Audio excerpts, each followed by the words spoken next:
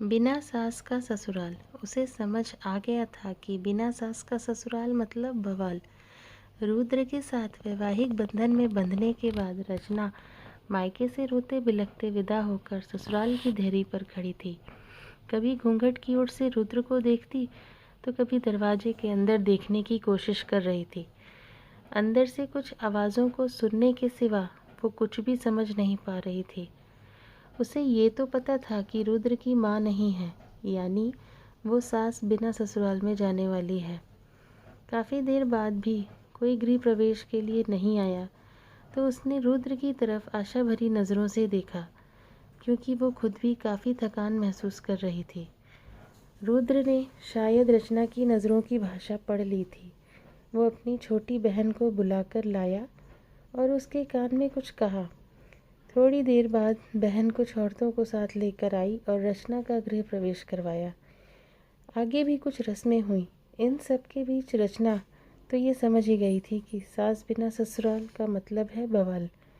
धीरे धीरे सारे रिश्तेदार चले गए।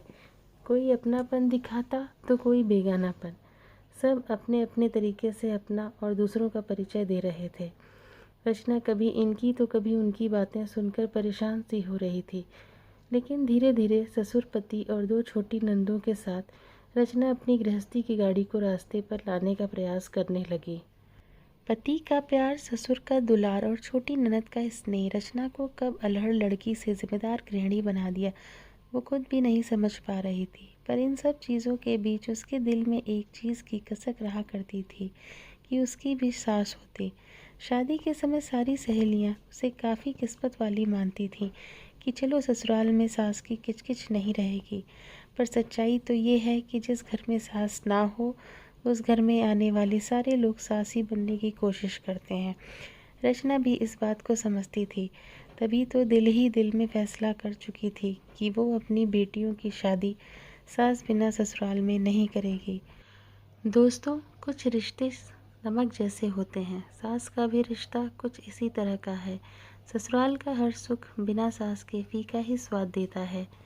ये कहावत भी सही है कि सास गले की फांस होती है, जो न निगली जाती है न उगली जाती है, पर इनका रिश्ता काफ़ी खास होता है। तो दोस्तों, आपको ये कहानी कैसी लगी, प्लीज़ अपना कमेंट करके हमें ज़रूर बताएं। और अगर कहानी पसंद आई है तो इसे लाइक करें और चैनल को सब्सक्राइब करें। Thank you.